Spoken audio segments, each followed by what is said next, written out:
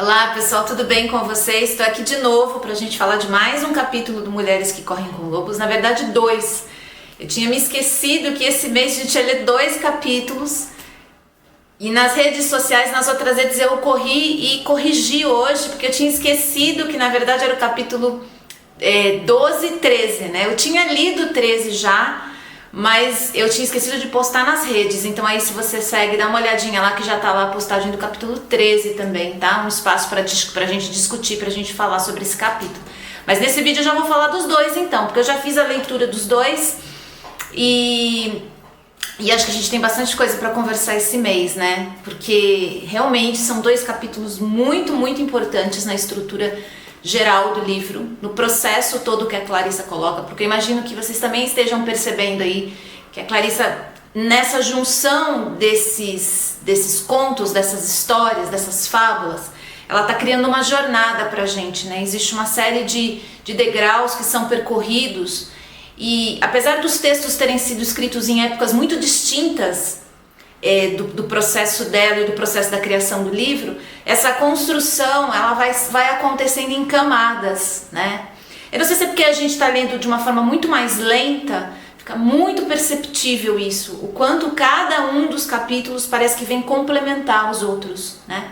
Isso é uma riqueza desse processo e lembra a minha teoria que eu tinha desde lá do começo, né? Que esse livro ele é na verdade uma jornada. Ele é montado, esquematizado de alguma forma para ajudar a gente a ir trabalhando com pontos de acordo com o que os anteriores levantaram de alguma forma, né? E nesse capítulo 12, que se chama Demarcação do Território, os limites da raiva e do perdão, que eu acho um dos capítulos mais importantes desse livro também, porque ele fala sobre a raiva, né? Ele fala sobre como a gente aprendeu dentro do nosso sistema, de muitas formas extremamente repressor com relação a sentimentos e a manifestação de sentimentos, né? Como a gente aprendeu a lidar com a raiva, ou como a gente não aprendeu a lidar com a raiva e, consequentemente, a gente tem uma tremenda dificuldade de exercitar o perdão, né? De trazer o perdão para dentro da nossa vida como uma consequência, né? Eu acho particularmente que o perdão é uma consequência, ele não é um objetivo. Ele é uma consequência que acaba acontecendo dos processos quando eles naturalmente se encerram, né? Acho que chega um ponto que eles acabam por si só se transformando em outra coisa. Não que a gente não vá voltar a eles muitas vezes.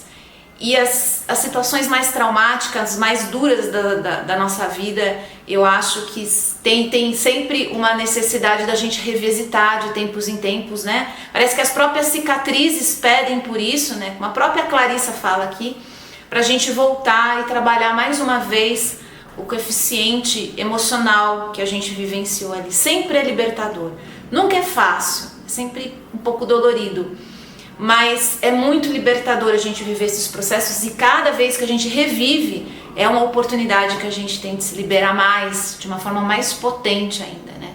Então esse capítulo é interessantíssimo, essa história, né, do urso, como é que é? Do urso da meia-lua, que a mulher vai atrás do pelo, né, do urso da meia-lua e tem toda aquela conquista, aquela jornada que envolve a natureza, que envolve o autoconhecimento, o controle pessoal, né, o desenvolvimento de um poder interno para ela conseguir ter habilidades e capacidades para lidar com tudo aquilo.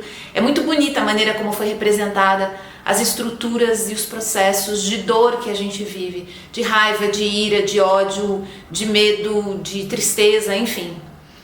Especificamente falando da raiva nesse capítulo, a Clarissa vai embora e entra assim num processo muito esclarecedor pra gente de como a raiva pode ser uma força motriz que gera pra gente uma série de aberturas na vida, né?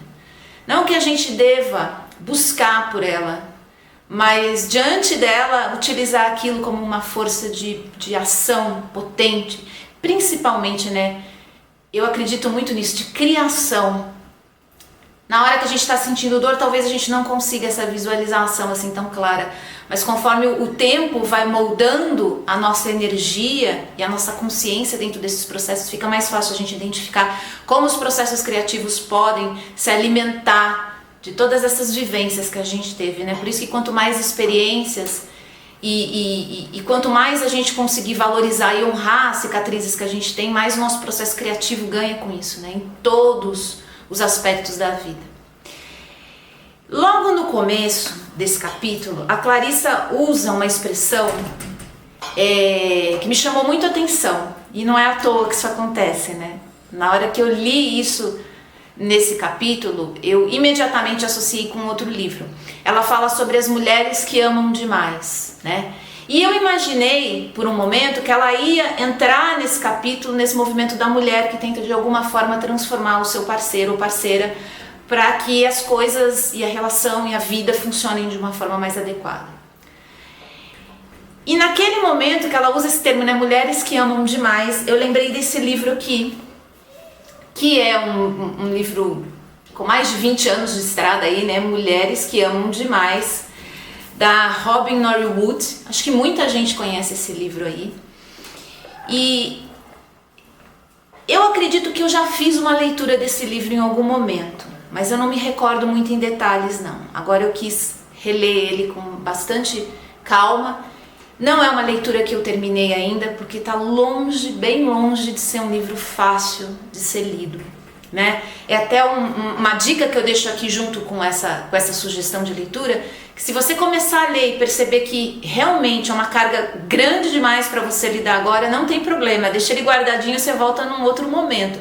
Porque é um livro, assim como o Complexo de Cinderela, que eu li no começo do ano, para mim foi desestruturante também, ao mesmo tempo renovador, né? E A Prostituta Sagrada, que na minha história faz muito sentido também, parece que formou uma tríade assim, muito forte com esse livro, de uma transformação na visualização do masculino internalizado, né? Estou falando do homem externo, né? Mas desse interno e da figura do masculino, que pode tomar uma série de formas, né? Isso eu tô falando no sentido amplo, tá, gente? Não tô falando de gênero masculino, não. Eu tô falando num sentido maior, de potência energética, de força interna, enfim. Esse livro, Mulheres que Amam Demais, como o título diz, fala sobre relações disfuncionais. Relações que as mulheres, por alguma razão, escolhem. E muitas vezes essas razões estão relacionadas com a necessidade de liberação de ciclos que na infância foram distorcidos, né? Que foram processos que foram deformados, né? Processos de individuação que foram deformados ao longo do tempo, enfim, tem toda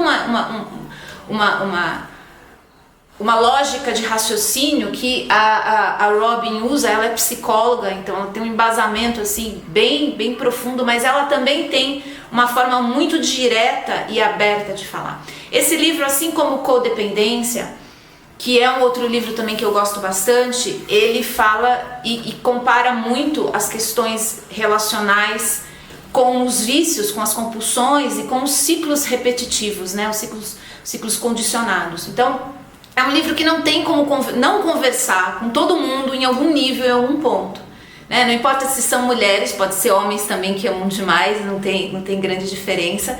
Mas é um livro escrito dentro dessa perspectiva da criação da mulher no sistema para ser esposa, mãe, dona de casa, ter um relacionamento e assim efetivamente ter sucesso na vida, né? Apesar que ela fala de outras relações também que entram no mesmo padrão aí. Então é um livro que tem bastante a ver com a estrutura do conto que a Clarissa coloca, mas não com a questão da raiva especificamente que ela fala no capítulo 12. Mas eu achei que eu cheguei nesse livro porque era um momento assim mesmo de começar a fazer esse vasculhamento exatamente nessas questões de como as minhas relações acontecem, de que maneira acaba sendo atraído pessoas, situações e vivências, né, que tem tanto a ver com o nosso histórico, com o nosso passado, com a nossa família, com os distúrbios e disfunções que a gente viveu, enfim. É um livro para mim que vai ser sempre muito importante e eu quero terminar ele com calma. Eu estou fazendo acompanhamento terapêutico também Não só por conta desse livro, é claro, mas ele, graças ao acompanhamento, eu acho que eu estou conseguindo fazer um movimento mais tranquilo. Mas é um livro realmente potente demais. Então, se você começar e sentir que não é o momento, não tem problema, tá? Volta depois. E a gente tem aí o capítulo 13, né? Que é um outro capítulo que me impressionou muito, apesar dele ser menorzinho. É o capítulo que chama Marcas de Combate, né? E aonde ela fala mais profundamente a respeito dos segredos que são guardados de geração para geração, de mulheres para mulheres, né? Segredos que a gente guarda da gente mesmo, dos processos que a gente nega, rejeita ou que por alguma razão a gente precisa guardar em segredo. É muito difícil a gente encontrar uma mulher que não precise ou não sinta a necessidade de esconder alguma coisa por vergonha, por medo ou por dificuldade de conseguir expressar aquilo, né? Acho que todas nós, até por uma questão estrutural mesmo da sociedade, a gente cresce num ambiente de pouco espaço para a gente comunicar aquilo que a gente realmente sente. Até porque existe uma estrutura social que parece que não valoriza a forma como muitas de nós, não todas, tá? Não todas, mas muitas de nós vivenciamos as experiências emocionais, as experiências sensoriais, né? Existe, não sei se é uma impressão minha, mas eu tenho essa sensação que existe, parece que um movimento de desconsiderar a forma mais profunda, mais intensa, mais envolvida e de muitas formas mais visceral, que muitas, não todas, tá? Mas muitas de nós às vezes têm. Existem formas diferentes disso se manifestar, mas sempre parece que esse envolvimento com as questões e com a vida e com as situações, parece que da mulher, sempre precisa ser reduzido a alguma coisa mais prática, precisa ser mais eficiente, precisa acontecer de uma forma que seja rápida, que seja direta, né? Não existe um tempo pra gente maturar as coisas. Não tô dizendo que isso acontece também só com as mulheres, tá, gente? Acontece também com os homens em muitos aspectos, mas eu acho que para as mulheres, principalmente as que sentem mais, as que têm uma sensibilidade maior, parece que não tem espaço para isso, né? Não é para ser assim, tem que corrigir, tem que mudar. E isso dificulta ainda mais a expressão e a comunicação de muitos aspectos da nossa vida. Imaginem os segredos, né? Que é o que ela traz nesse capítulo 13 aqui. Do quanto essa questão dos segredos, das experiências, vivências da qual a gente não se orgulha, a gente tem medo, a gente tem repúdio, né?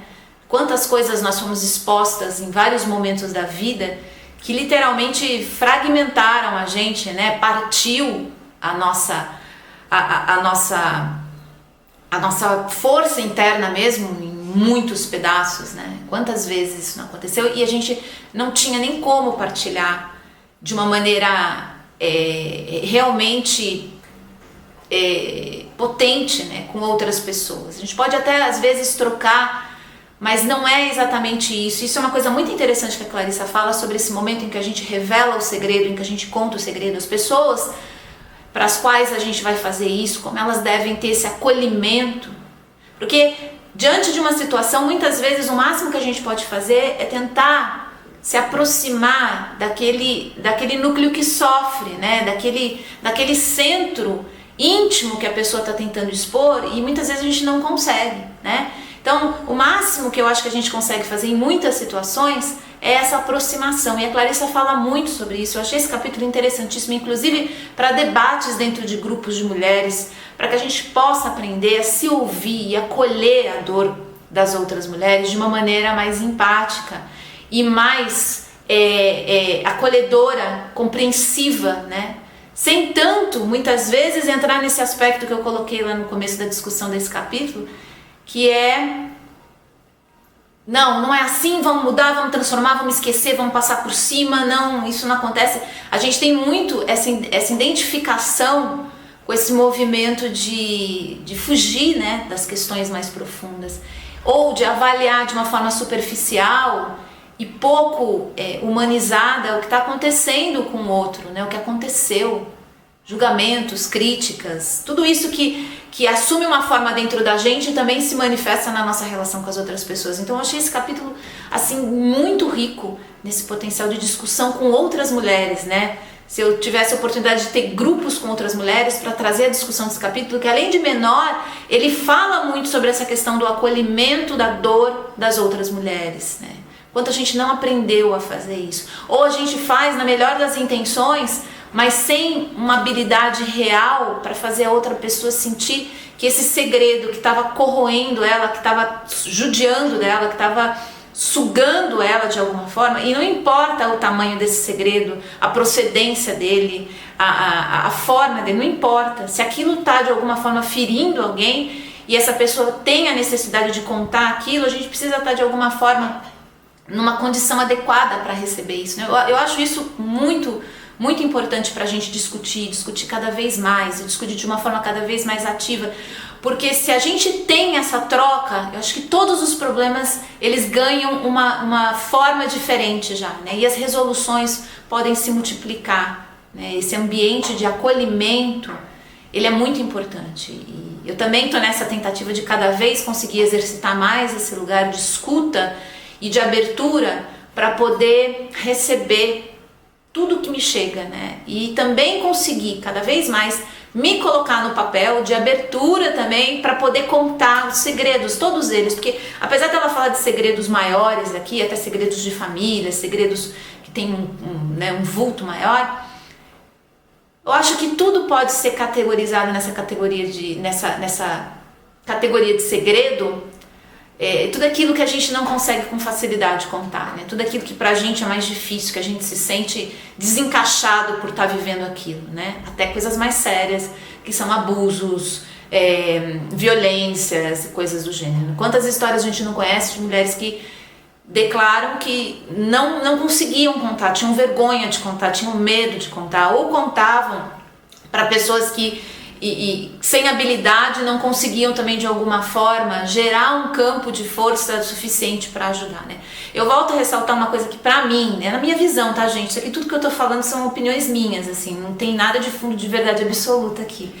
Mas eu volto a dizer que eu acredito demais que a união das mulheres nesse aspecto, os grupos se formando de forma cada vez mais forte e ligados por uma ideia principal, né, genuína, de fortalecer todos os membros e todas as vivências que acontecem ali servirem para que todo mundo possa de alguma forma se fortalecer. Eu acredito muito que esses coletivos, esses grupos de qualquer tipo, seja profissional, seja relacional, seja de troca até espiritual, que é um assunto que para mim é interessante, todos esses aspectos, eu acredito que eles fortalecem muito mais a mulher do que só o trabalho individual. Não que ele não seja muito importante, ele é fundamental, ele tem que acontecer, né? Mas ao mesmo tempo os grupos, o coletivo, a gente precisa voltar cada vez mais para isso. A gente ter o nosso bando, né? A gente ter a nossa turma, a gente ter a nossa sanga, a gente ter aquele lugar onde as pessoas vão acolher e fazer esse movimento de tentar se aproximar. Não resolver os nossos problemas, não tirar a gente das situações ruins. Se puder, ótimo, né? Mas principalmente esse acolhimento que a Clarissa fala tanto nesse capítulo 13, né? Então é isso, meus amores. Eu não fiz muitas leituras, né? Como vocês puderam ver esse mês, eu realmente eu mergulhei demais nesse livro, né, o Mulheres que Amam Demais. Eu fiz um mergulho bem profundo, assim, ainda tô fazendo, acho que vai mais um tempo, e isso me tomou bastante energia, então eu quis realmente deixar para viver essa experiência. E ainda quero fazer o exercício do capote que ela coloca aqui no finalzinho do capítulo 13, né, que eu achei um exercício interessantíssimo. Eu quero ver ainda se eu consigo, antes de começar a ler outro capítulo, exercitar isso de alguma forma. Eu não sei como, eu vou pensar numa forma criativa aqui. Talvez eu não consiga fazer exatamente como ela coloca, mas eu achei interessante a ideia da gente poder honrar as nossas cicatrizes, né, as nossas marcas internas. Eu tenho essa ligação muito forte com as tatuagens, que pra mim é uma forma de vestir isso que pra mim teve força, teve potência e foi um movimento de transformação na minha vida, né? Mas dá pra pensar em muitas outras formas de fazer isso. É isso, queridas. Obrigada mais uma vez pela presença de vocês. Mês que vem eu tô de volta falando mais um pouquinho sobre o nosso Mulheres que Correm com Lobos. Até mais.